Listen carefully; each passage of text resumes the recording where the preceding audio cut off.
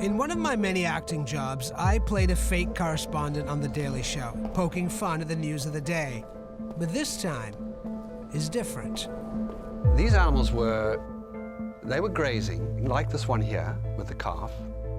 And within a very short period of time, they started feeling sick, and they gradually collapsed, and they died. What animal is this? The saiga antelope. So Saiga antelope. We estimate more than 200,000 died this year in a mass die-off in central Kazakhstan. I'm a vet, okay, so I work in disease. I specialize on emerging diseases and plagues and things like this. So I've never seen anything like this. It's extraordinary. This herd of 60,000 animals, 100% of them died. To some kind of disease, which we're still working on to find out what it is. We know that a bacteria which naturally colonizes the upper part of their throat changed its character. The bacteria became bad. So it was living with the animal, like your gut bacteria live with you, and it suddenly became virulent. But how could this happen to every animal? In terms of trigger factors, bacteria can be temperature sensitive. That is one possibility here, that there was a period of temperature rises that sort of influenced the local environment. You're saying that the trigger for the bacteria to switch from good bacteria to bad bacteria could be the rise in temperature. It is a possibility, but we have to work a bit more on it to be sure. I'm going to say this. As an American, why do I care about this? Whatever's influencing this situation could well be influencing other species. You're a mammal. That's true. And if it can happen to this mammal, what about us?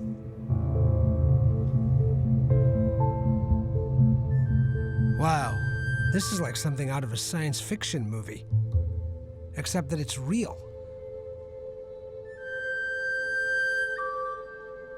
What else could climate change be doing to animals?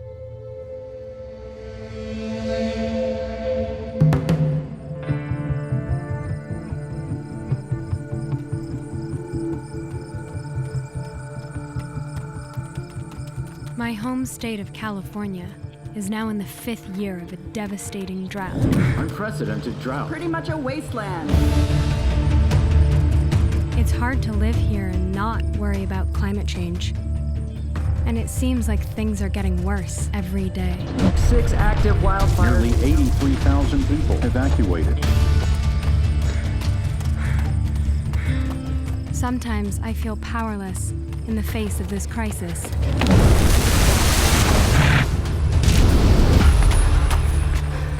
But I know there must be something we can do. I'm looking for a solution to climate change.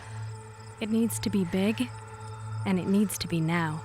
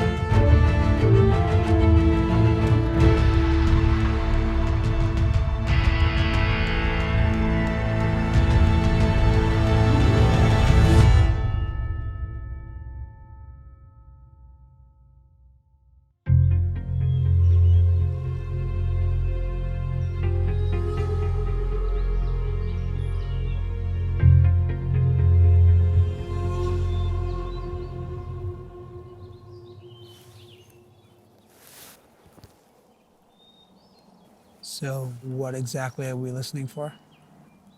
Well, they've got a couple different kinds of calls. They got a short call that sounds sort of like this.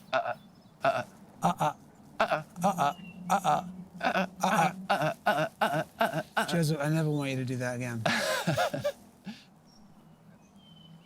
So we're looking for something called pika? Yeah, pikas. What are pikas? They're a little rabbit relative. They can't live in warm temperatures, and they're restricted to just the tops of the mountains. Oh, there's one. Nice. Yeah, it was a nice long call. 3 years ago when I was here, there were more pikas here. And now, hardly at all. Yeah, the temperatures here have increased more than they have on the global average. So they're pushed up and up and up as it gets warmer and warmer. The pikas are more likely to go further up just to stay cold. Yeah, the problem is in the past, climate changed relatively gradually and species had time to move, to change their range. Now, if we sort of just project how fast animals can move and how long it is between generation times, animals aren't going to be able to keep pace. They're not going to be able to move north fast enough. But it's not just pikas that are threatened. Pikas are, sort of a canary in the coal mine for what's happening with climate change. In Yosemite, more than half of the small mammals they looked at were disappearing from low elevation sites. Could there be other reasons why the pika are disappearing and not just climate change? They're not hunted for food. No. People don't hunt them. Their skin. It'd be a really small skin. Maybe like you'd need a lot of them to half a glove. Yeah. At the most. This is one of those cases where it seems to be just climate change. It's definitely just climate change. That's what all of the evidence is pointing towards. I'll be honest, I'd never even heard about the pika before. But now, I'm worried about the little guy. There's a bunch of species that live in what we call sky islands. If climate change is pushing high elevation species out of their habitat, are there other ways it's impacting animals around the world?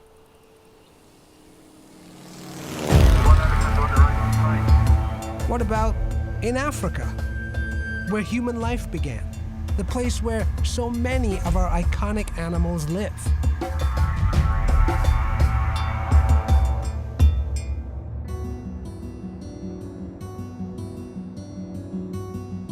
I'm an actress and an animal rights activist. But lately, I've turned my focus to climate change because it's the single biggest threat facing us all. Recently, I've been hearing about carbon pricing, a solution that all sorts of prominent people are talking about. We need to put a clear price on carbon. Carbon pricing is critical for reducing emissions. Renewable energy, fossil fuels, and putting a price on carbon pollution are beginning to turn the tide. I have long believed the most elegant way to reduce carbon emissions is to put a price on it. Putting a price on carbon? What do they mean by that? I hear there's a guy in town who might be able to explain. Thank you very much. My name is Yaron Bauman. I appear before you tonight as the world's first and only stand-up economist. I really only have one thing going for me as a stand-up economist, and that's low expectations. Actually, when I do serious economics work, I work on climate change and carbon taxes, the idea that we can use the tools of economics to protect the environment. Though I did this talk once for a very conservative crowd in Minnesota, and this fellow came up to me and said that the stuff I said about climate change was the funniest part of my whole routine. Climate change is really overwhelming. And I've heard about carbon pricing, I've heard it could be a solution, but I don't really know what it is. Basically, it's the idea that the way to get less pollution is to make polluting expensive. And ultimately, it's a pretty simple idea. Let's pay more for bad things and let's pay less for good things. Let's change our tax system in a way that fossil fuel and fossil fuel intensive products are more expensive and that more sustainable products are less expensive so that everybody has an incentive to do the right thing. I think people are afraid of the word tax. People just feel like they have to pay more money. What do we say to those people? Changing the tax system doesn't just involve penalties. We're going to have higher taxes on carbon emissions, but they're going to be offset by lower taxes on income, on sales, on all the good things that we want to encourage in the economy. You know, my mom's a smoker, and I remember the increase in tax, and I remember that actually changed a lot of lives. It influenced a lot of people in their decision-making. Yeah, it's a similar idea with this sin tax, with a tax on cigarettes, a tax on alcohol, where you're trying to use the tax system to influence people's behaviors. You know, we're not talking about huge changes, we're talking about a relatively small tweak to the tax system, and it's going to have ripple effects that are going to change the world. I didn't realize that right now, across most of the US, companies can put CO2 in the air for free. A carbon price is simply a tax on the pollution that's causing climate change. So why aren't we doing this? As I dig a little more, I'm finding out that we very nearly did. In 2008, cap and trade, a form of carbon pricing, had the support of both Democratic and Republican politicians. The energy bill before the House will finally create a set of incentives that will spark a clean energy transformation of our economy. Once you price carbon in a reasonable way, this green economy that we're hoping for really will begin to flourish. But the fossil fuel industry is one of the most profitable in human history, and in 2009, they fought back hard, organizing anti-carbon pricing rallies and spending close to $200 million on campaigns. They call it cap and trade, but it's really just a big new tax all of us will end up paying for. And I'll take dead aim at the cap and trade bill. Before most people really knew what a carbon price was, they were convinced it was a bad idea. Since then, some states have made progress, but Congress has failed to pass a national carbon price a staggering 27 times. I hate to think of the damage our inaction is causing, not just here, but around the world.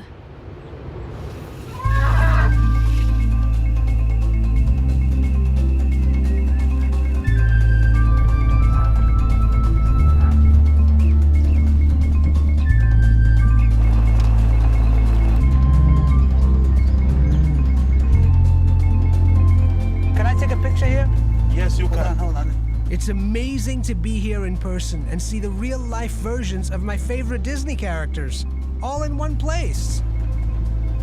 We have a lot of game to view here in Amboseli, and for the elephants, it's #1. It's the best. Is that right? Yes.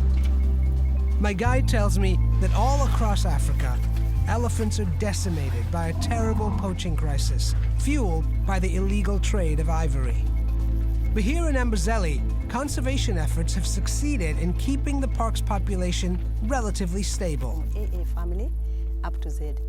Yeah, we know them by the... Nora Njaraini has worked with these animals for 30 years. So this is one family. This is one family. That's one family? This is family. Do these two families, do they get together? Yeah, because they are from the same home area. Yeah, how they greet, they come together and trumpets to say hello. And yeah, you could hear the ears. Pa, pa. Yeah, that's when they're excited. It's like when you haven't seen somebody for a very long time. You get together and you have tears of joy and you hug and you're happy. So Adam, I love Adam because he's my favorite boy. You know all their names? Yeah, that one with that calf, that's Kate. Okay. Now you see she is being guarded by that male, Adam, because she is now in heat. So she's in heat? Oh, yeah, she's in heat. There's another male there. What's he doing?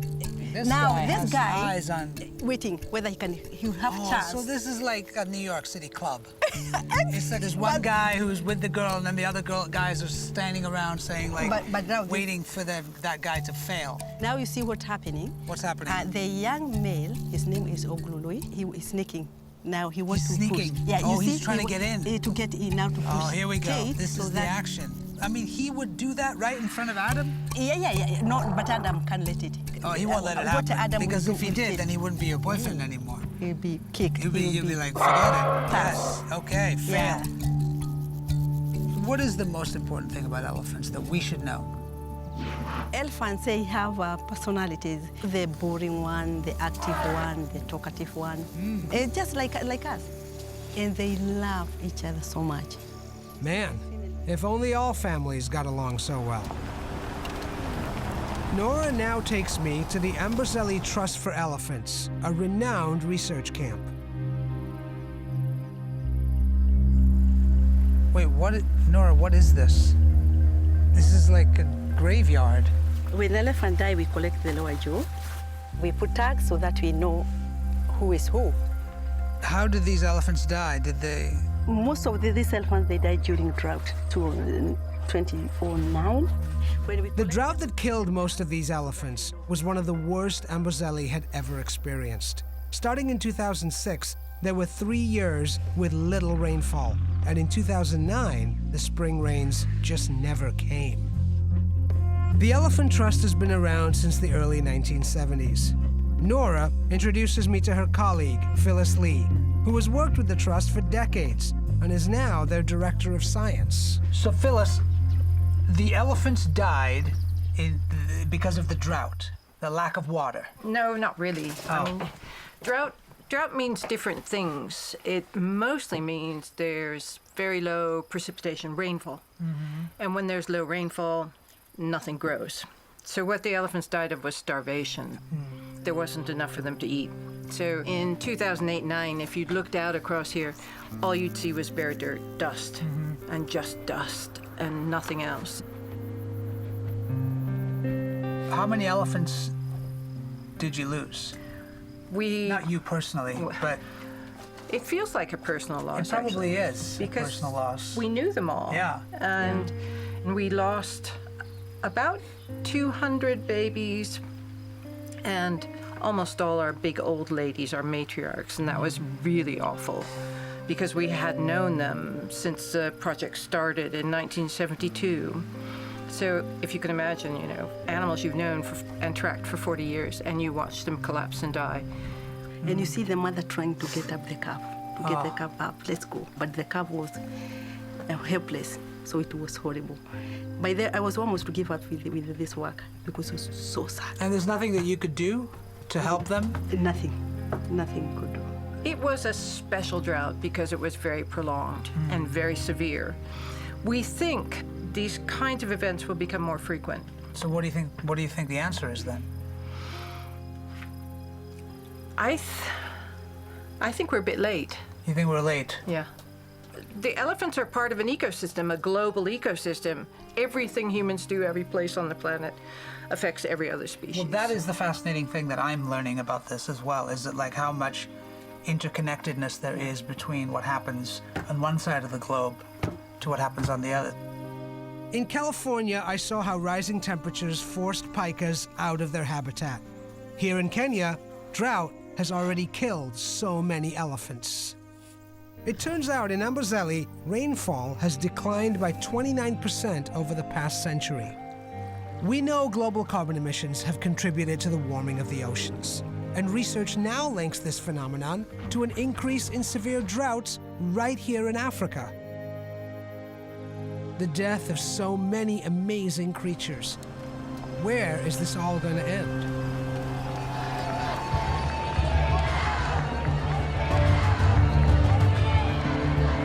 As the consequences of climate change worsen from Africa to the US, people are demanding solutions. A movement calling for a price on carbon is spreading, and at the forefront of the fight, millennials. 1, 2, 3, ride! I've been working on this climate change campaign, uniting students across the country to really come together. The way we feel we can do that is through a price on carbon. We're demanding action. This is not the future we're going to have, and that's really why I want you guys to join on. We all have to pay to take our trash to the curb, but the major polluters and industry can dump their pollution into our shared world for nothing. We subsidize the fossil fuel industry, and we pay for the cleaning up of disasters that are striking us more and more.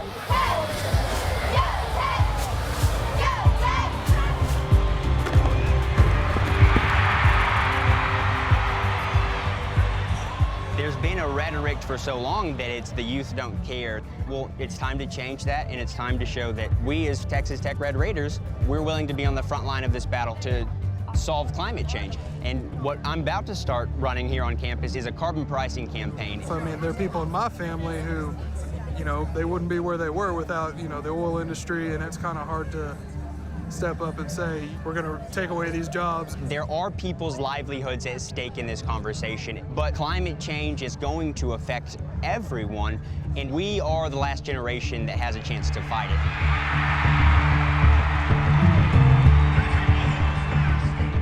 Texas Tech University is in the heart of oil country, and many of its students end up working in fossil fuel industries. Around these parts, you don't hear much about global warming. That's what makes Jordan Vogel's story so interesting. Last summer, Jordan had an eye-opening internship in Washington, D.C., where he learned what climate change is doing to his state. Now, he's dedicated to fighting for a solution, but it's proving to be a hard sell, even with his own family. Father, Son, and the Holy Spirit, amen. Bless us, O Lord, and these thy gifts which we're about to receive from our bounty through Christ our Lord. The Holy Spirit, amen. The severity and the variability of weather is changing and it is increasing. We're going to have more severe droughts. We're going to have harsher floods. That's right. The big thing that we're trying to get started at Texas Tech is just to educate students on the topic of climate change and the solution that I've posed and others have posed, which is this carbon price. Because what's the easiest way to reduce consumption of a good? Increase the price of the good. Tax it. Yeah. Who's going to pay for it? These oil companies. Yeah, Jordan, the problem, though, is that you say these oil companies, those oil companies build a product for us, namely gasoline. Absolutely. And so indirectly, we're having to pay for it. Ultimately, the higher their costs go, the more expensive gasoline comes for us. Oh, no, absolutely. And we know that that's going to be the result that comes from the carbon fee. But our ultimate goal is that one day renewables will be the more cost-effective solution. I mean, if you could use clean energy right now and it was just as cost-effective as fossil fuels, would you use it? Absolutely. Now, do you have access to it right now? Well, obviously, your dad and I probably have a difference of opinion, and you know that. We have to have fossil fuels for our vehicles. We have to have them. We're entering a new era of our planet, Dad, and of our civilization. This is a problem we've never faced before. Today, Jordan's going to make the case on campus and hopefully win over some classmates. Since his parents still need a lot of convincing, he's invited them along. Hello, my name is Jordan Vogel, and I'm here to talk to you guys about climate change. We've actually already seen impacts here in Texas, but there is a solution to this problem. A simple price on carbon. Growing up in the agriculture industry, carbon pricing makes me very apprehensive. How are we going to make it if we keep adding more taxes to things that we're just trying to, feed the population? If we don't act, the instability of droughts, of flooding, they're going to wreak havoc on agriculture as is. And so inaction is the biggest cost. We're talking about 3 to 6 feet of sea level rise in 100 years, displacing hundreds of millions of people. These are kind of the things that really start to get my gears turning and that start to frighten me. It's unfair to tax carbon. When I hear the word tax, I feel like someone's taking something away from me. To me, it just seems like, what about the Chinas of the world that are 4 times as large? Vast majority of countries in the globe have agreed to reduce emissions by a certain amount. China and a lot of the provinces in China already have carbon fee. You talked about earlier about how climate change influences us as Texans. Well, also as Texans, we're one of the leaders in the country in terms of oil and gas production. Absolutely. I could see, if companies were forced to marginalize their profits because they were paying a tax on carbon, maybe that would reduce jobs in Texas. That's a fair question. What if he's right?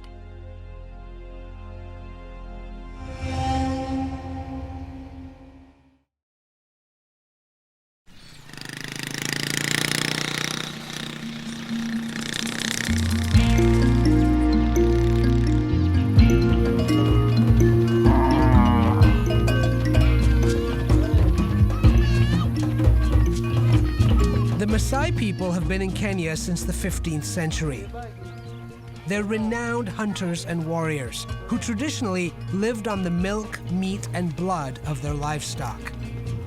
A Maasai's wealth is measured by the number of cows he owns. I'm meeting with Maasai elder Daniel Letaresh to find out what's happening here now. Hi, Daniel. Yeah, how are you? I'm Aasif. I'm Daniel. Nice to meet you. Yeah, this is my village. Oh, okay. You're most welcome. Oh, thank you. Do you have cows in your country? I have cows in my country. I don't have any cows. You don't have any cows? No.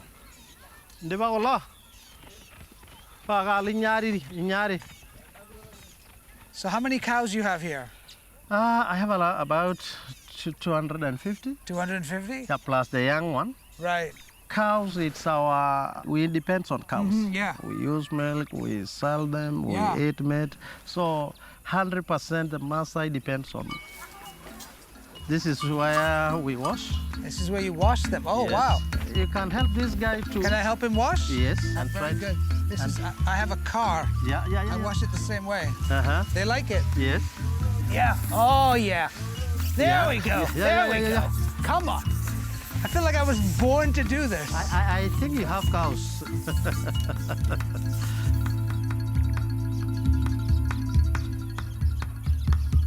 So just tell me a little bit about how has the climate in this area changed over your lifetime? The things are changing. It's not like when we are young here. The worst drought is 2008. So that was the worst drought in your lifetime? In my lifetime. We never seen a drought like that. Yeah. We lost in this area 90% of our livestock. Wow. That drought, it forced those who lose 100% for them to go and farm. Go and farm? Yeah. So is that a good thing or a bad thing? In fact, for a long time, Maasai, they don't do farming. They just keep livestock, animals. Moving from place to moving place. with the animals. Yeah. But some they decided they can plant maize for getting something to eat, but they change a bit our culture. Daniel tells me this dramatic shift in the Maasai's nomadic way of life creates all sorts of new problems. You can't farm through migratory corridors.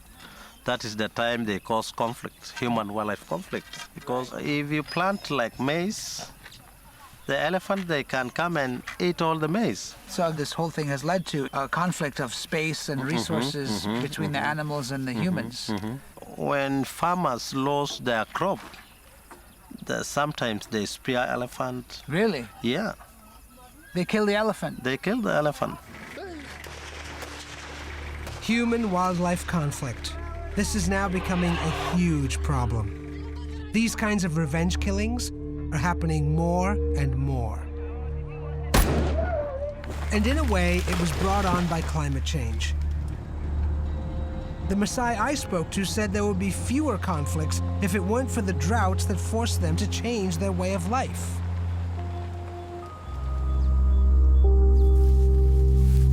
Stephen is a Maasai, but he had to stop herding after drought killed off his cows.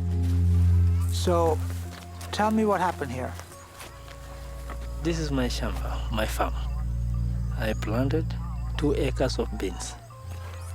What happened here, I lost everything. Elephants spoiling through 2 days. Spoil completely. This is how you feed your family? Yeah, this is what I'm feeding my family. We are 6. 6? Yeah. I lost what I'm depending on. It's bad enough that elephants are murdered for their tusks. Now, they have to contend with climate change driving them into conflict with people. There must be some way to turn this around. $6 billion of property damage, destroyed $2 billion worth of crops. The overall hit to the U.S. economy, $25 billion. There's now evidence that damage from floods, fires, and droughts brought on by carbon pollution will cost the U.S. economy billions of dollars every year. And yet there's still no real prospect for a national carbon price in the United States. Opponents say a tax on carbon would lead to lost jobs and a weaker economy, but is that really true? Then I learned that just north of us, British Columbia, Canada, has had a carbon price since 2008. I have to go there, and I've asked Jordan to come along so we can find out if a carbon price really is a drag on the economy. Our first meeting is with Mayor Gregor Robertson. Are you nervous? I'm actually really excited to meet the mayor. It's pretty crazy. They've had a carbon fee for 8 years already. We've just done latest measurements of our carbon pollution, and we're down 15% since 2007, which has gotten us to that status of the lowest carbon emissions per capita of any city in North America now. And if you were to hear that people in the U.S. were concerned that it would negatively impact the economy, what would your response to that be? It's a myth. Our economy is thriving. We've seen big growth in green jobs. We're seeing clean tech industry booming, and I think that's directly connected to carbon pricing. And we're here and the city's not on fire. We have a functioning city, so that's great to be able to see in person. And something that's really shocked me is just the unawareness of people within the states of a carbon fee, and that 8 years has passed that you guys have had this. How did you get across to the citizens that this was something that was beneficial? There was a little wobble at the beginning because it's a new tax and people think, well, I don't want to pay more tax. A little bit from industries that were affected, but pretty quickly people realized it wasn't going to have much of an impact on day-to-day life or business success. We have to wean ourselves off fossil fuels. In BC and Vancouver, we're a living example of a very successful economy that has carbon pricing, and we're reducing our environmental impact. And that story should be told far and wide. Carbon pricing is thriving here, and greenhouse gas emissions are down. So if it can work here, then why not in the States? I need to get back to Los Angeles, but before Jordan heads home, I've arranged for him to meet with a conservative businessman. Ross Beatty is a mining magnate and a major investor in a hydropower plant. He's agreed to give Jordan a tour. You're going to see some very, very big rivers here that we're taking a little bit of water from, making electricity from, and then returning that water to the original river. Is there very little waste? No waste at all. Zero. That's awesome.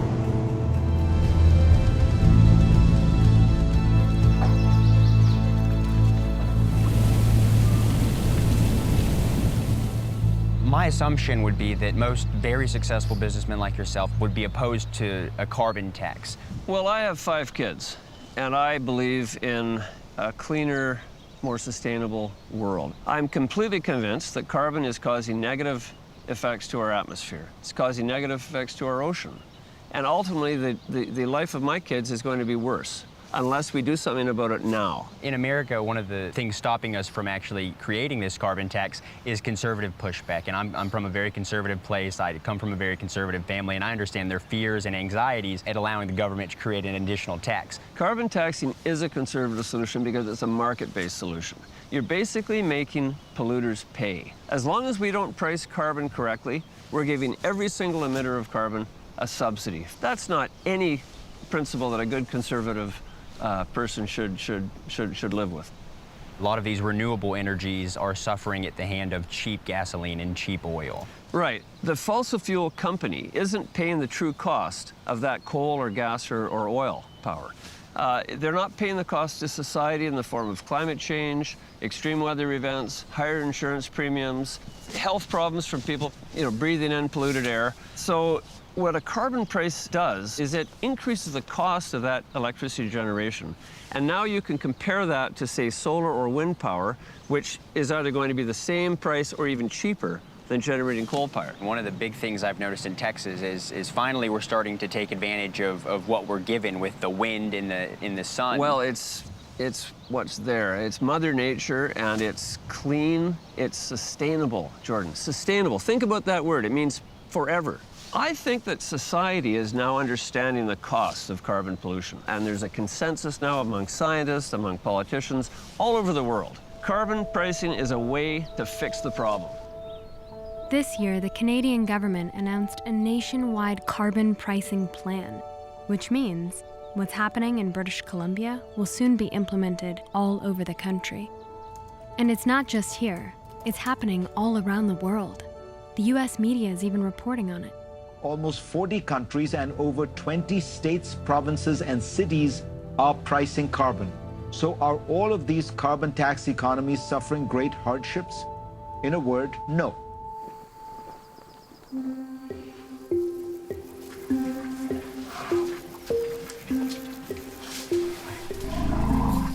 Wildebeests. Now that clearly tells you the wrong. Climate change here is disrupting a way of life that has allowed humans and animals to live side by side for centuries. Those are elephants over there.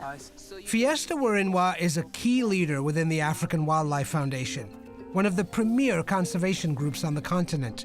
She tells me the droughts are frustrating decades of efforts to protect endangered species. So I look around and I see a lot of grassland and greenery, and you're telling me about the drought, but it seems like it's recovering pretty well. It's only inside the park. Just drive 10 kilometers out of the park and the story is completely different. And the reason why you only see it in the park is because it's a protected area. But outside the community area, it's overgrazed, there's land degradation, and the springs have almost dried up. Now that leaves the elephant without any water access. And it has to keep traveling, keep moving, looking for water. The animals just don't have. They don't have any resource. Because the demand for the space is becoming higher, both for wildlife as well as for human. So every time wildlife gets out of the park, then you have the human-elephant conflict. We have already incidences of poaching, and poaching is becoming a very, very big issue because a lot of people have lost their livestock to drought.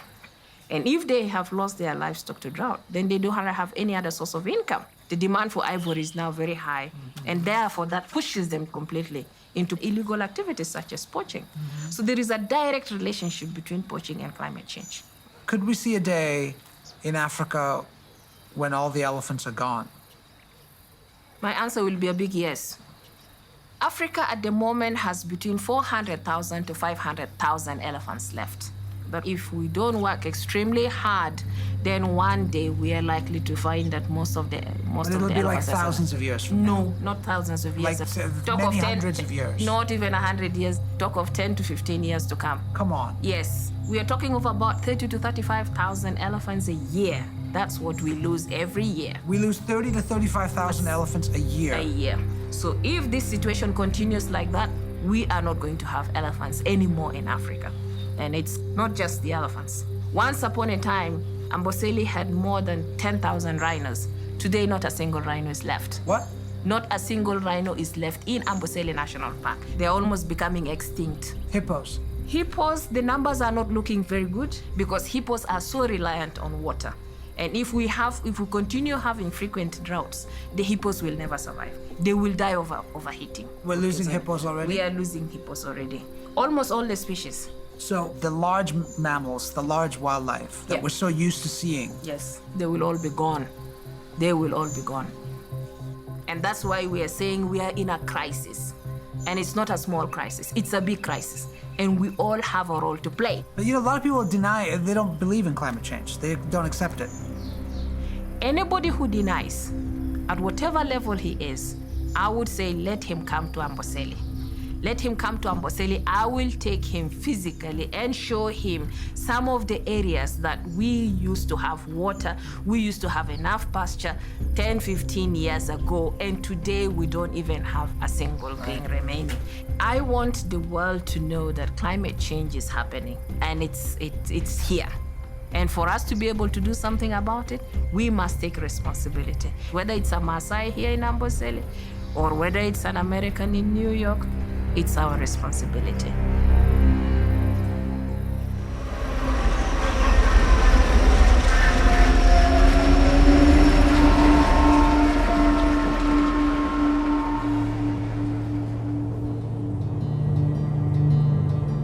Back in Texas oil country, Jordan knows that progress might be slow, but his family is starting to listen. We live in the land of the free, but the things we do here affect others. By doing nothing, you're just condemning people. And for me, that's a tough ethical battle. You know, these individuals that have no control over this, they are just condemned to this fate.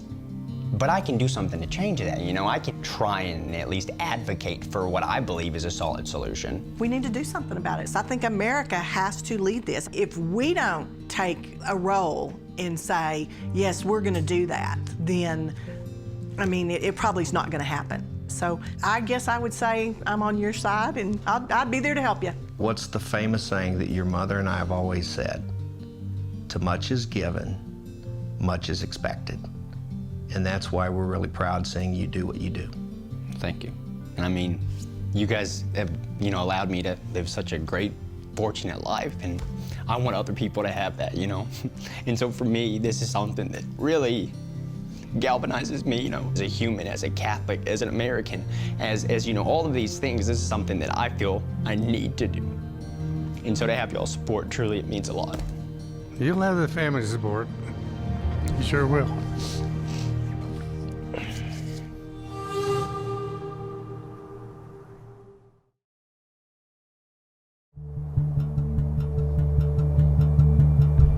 The more I dig into this, the more I realize what a threat climate change is to animals around the world.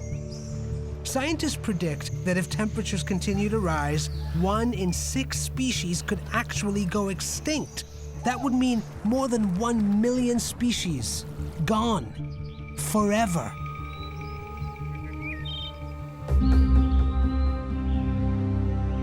Each new discovery I make begs a new and more terrifying question. What could happen if so many species disappear from the Earth? Biologist Doug McCauley and his colleagues at the Impala Research Center in Kenya are studying that very question. Hippos are a lot bigger than I thought they would be. They're big animals, so Wow. one of the larger mammals in Africa. So now, how many hippos are left in sub-Saharan Africa? Actually, less hippos in Africa than there are elephants. Really? That's right. And if you lost hippos, hippos are like these keystones in this system. They're incredibly important for all of the life that we're not necessarily seeing in front of us in the rivers. Why? So they're out here, they're in the water all day long. During the night, they're wandering around right where we're standing, and they're munching and grazing down all of this grass, right? Okay, so they're essentially like these gigantic lawnmowers. They go back into the rivers, and then they crap it out, right? All of this dung So all day long, comes... they're just in the... Honestly, it sounds amazing. You just eat all night long and spend all day sleeping and... It actually reminds me a lot of my 3-year-old, to be honest. So hippo dung really is this life-giving force of the rivers. Food for fish, it's just food for insects. So if you have less fertilizer going in to feed more fish, you have less fish, you wreck the ecology of the web, the food web in this river, and effectively everything dies.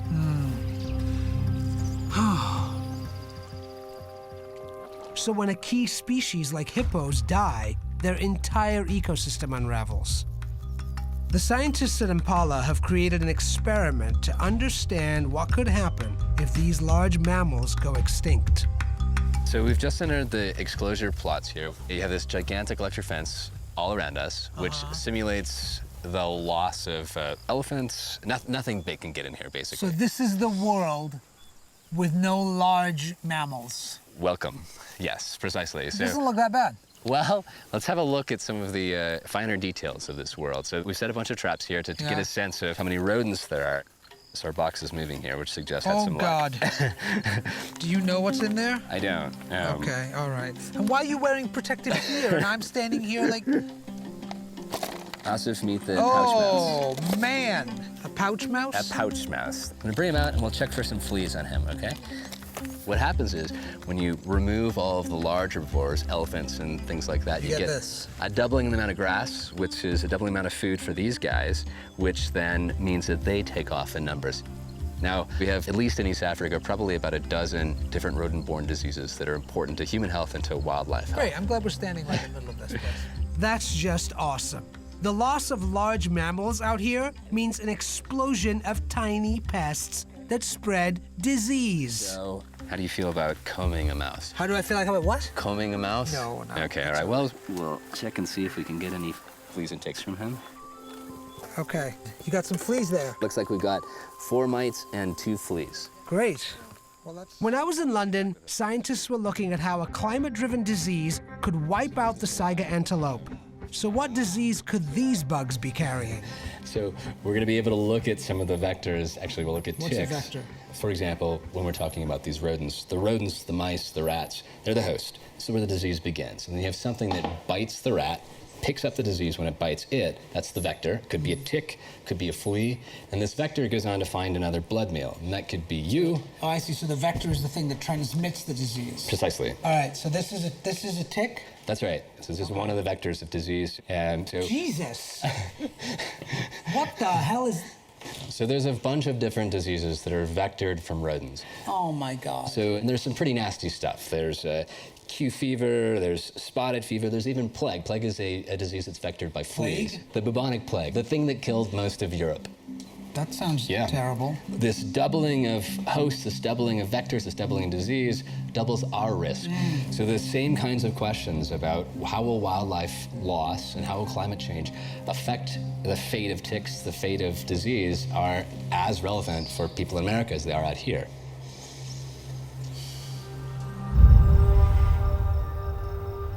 It's unbelievable. I started out looking to understand how climate change was leading to the extinction of animal species, but now I wonder if it might also lead to our own. It's a question I have for Impala's director, biologist Dino Martins. We've talked about the extinction of large mammals and elephants, and so do you see that as something that could happen for us? Is that in our future, that kind of extinction? Absolutely.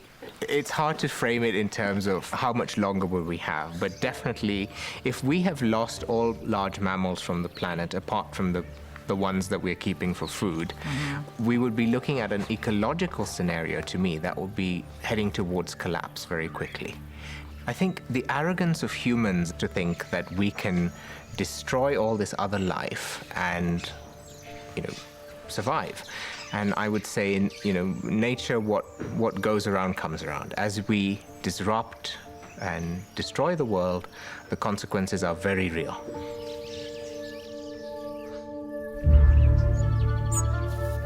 Many scientists believe we're now entering a new era of extinction, as bad as the one that wiped out the dinosaurs. But this time, we are the cause. I have one final stop to make before I leave Kenya. These are the last 3 northern white rhinos on Earth, each with their own armed guard. This is what it has come to.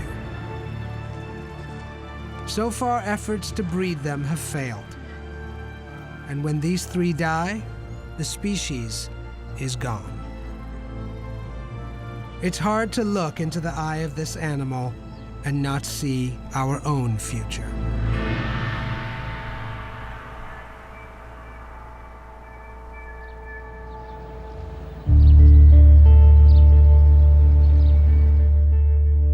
As one of America's governors has said, we're the first generation to feel the impact of climate change and the last generation that can do something about it. I started this journey wondering if there was anything my generation could do to help solve climate change. Now I realize there is a big solution out there. We have to make some important changes to the world.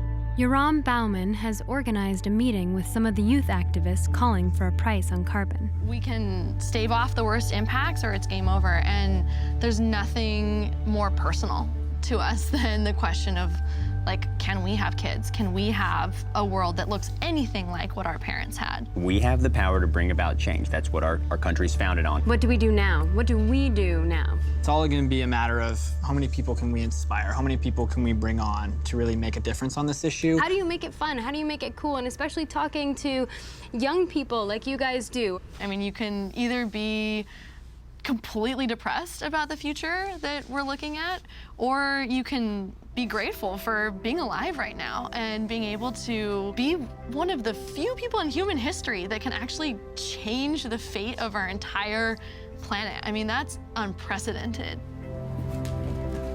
Since graduating from Texas Tech, Jordan has moved to Colorado to pursue law. Tom started a carbon pricing campaign on campus. Oh, what do you know about carbon pricing? I know that it should be taxed. He even recruited his college president to come on board.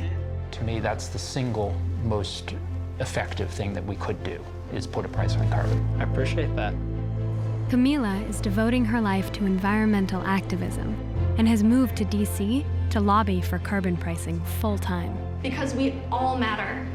Because we are all the victims of climate change, and we are all empowered to be part of the solution. I hold in my hand my future, shrouded And there are other Jordans and Camilas and Toms out there. Take it from me, an 11-year-old kid. Your voice can change the world. They know it'll be hard, but there are victories that can be won on campuses, in cities, and states that could create momentum. They say they'll stick with it as long as it takes to build a movement. Just like the ones that ended wars and promoted justice and human rights. Powered by young people demanding change. This is the movement we need now. With so much at stake, our future depends on it.